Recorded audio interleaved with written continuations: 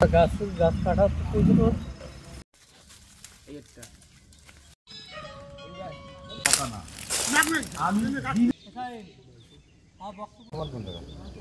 আমি তো এখন মানুষের মতো মানুষ করে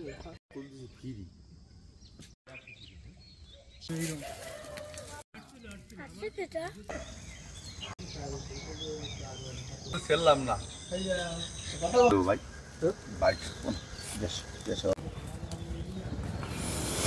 আসলে এটা একটু অমানবিক।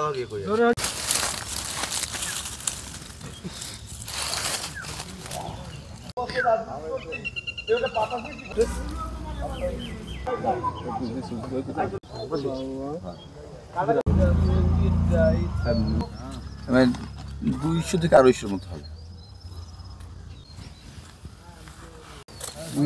কত রাত্রে মানে আজকে সব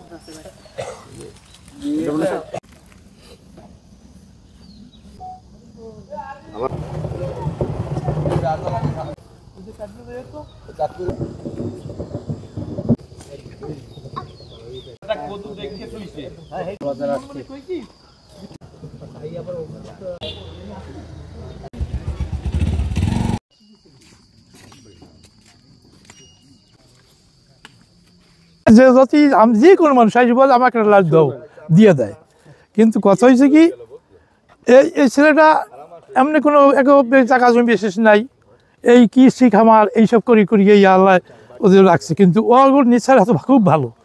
আর এই যে ছেলেটাকে বিপ্লব এর যে কদু গাছ লাগাইছে আপনার যে কত কষ্ট করে, সকালে ভোরে আমরা আমি ফজর নাসরকে বাইরে যাই এই গাছে পানি দেয়। আর কি দিয়ে সকালে নামছে কেন পানি দিতে এসে গেছে, এই দিতে এরকম দিয়ে পানি যায়।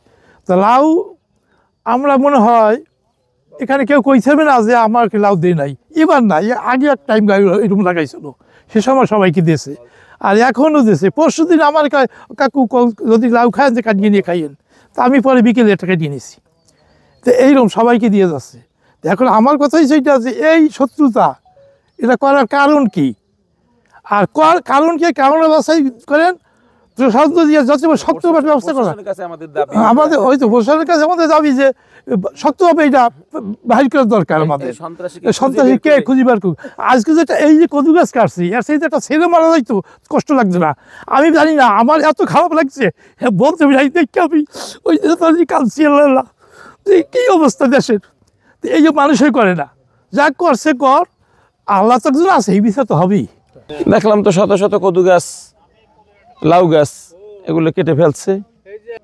এটা আসলে যারা করছে এরা দেশেরও শত্রু জাতিরও শত্রু। কারণ এই যে এত বিশাল মনে করেন বড় এই লাউয়ের ক্ষেত, এই লাউগুলো কি সে একলা খাইতো, এটা বাজারে তুলতো, কিন্তু সে বাজারে মানুষজন খাইতে পারতো, সব কিছু সুবিধা অসুবিধা একটা ব্যাপার ছিল, কিন্তু এটা সে জাতিরই ক্ষতি করছে। এই লোকটা এই ক্ষতিটা যে করছে সে আসলে জাতীয় শত্রু। আমার পার্শ্ববর্তী এলাকার এক কৃষক ভাই, তার 1 থেকে 200 লাউ গাছ গত রাত্রে কাহারা কাটছে আমরা নিজেরা জানি না। এটা মানুষের খাদ্য, এই খাদ্যের উপর এই শত্রুতালি দেখানো ঠিক না। এটা আমরা এলাকারবাসী সবাই আমরা এর নিন্দা ও প্রতিবাদ জানাই এবং দ্রুতভাবে এর বিচার আশা করতেছি। আল্লাহ তাআলা যেন বিচার করে দেন। আর আমাদের আমি দাবি, আমি এর সত্য বিচার চাই, আমি আইনের কাছে আমি সুস্থ বিচার চাই, আমার এটুকু দাবি। আমার 10টা কোপ দিলে আমার দুঃখ থাকতো না, আমার যে লাউ গাছটি কেটে ফেলাইছে। আচ্ছা, আমি গরিবের মাঝে সব লাউ ফিরিয়ে দিই, এমন কোনো লাউ এই গ্রামে খায় নাই যে এমন কোনো মানুষ নাই, সবাই আমি লাউ ফিরিয়ে দিচ্ছি সবাই আমি। আচ্ছা, আমার এই ক্ষতিটা করে গেল রাতের অন্ধকারে। বিপ্লব শিকদার কৃষক, তার 250 থেকে 300 লাউ গাছ কাটকে ফেলাইছে, আর কুমড়া গাছগুলি সব উড়েই ফেলাইছে। আমার নাম আব্দুল বিপ্লব শিকদার, বসিবা গ্রাম, রামচন্দ্রপুর ইউনিয়ন, থানা মোরেলগঞ্জ। আমি একজন কৃষক। আমার 300-র মতো লাউ গাছ দুর্বৃত্তরা রাতের অন্ধকারে কাটিয়ে ফেলাইছে রাজনীতির কারণে। আমি আওয়ামী লীগ করি, সেই অপরাধের কারণে আমার 5-7 কাঠা জমির লাউ গাছ কাটিয়ে ফেলাইছে। আমি কেউ জীবনে কোনো ক্ষতি করি নাই, কিন্তু আমার ক্ষতিটা মানুষে করলো। আমার দাবি সুস্থ, আমি বিচার চাই, এই বিচার চাই, আর আমি এর কঠিন বিচার চাই।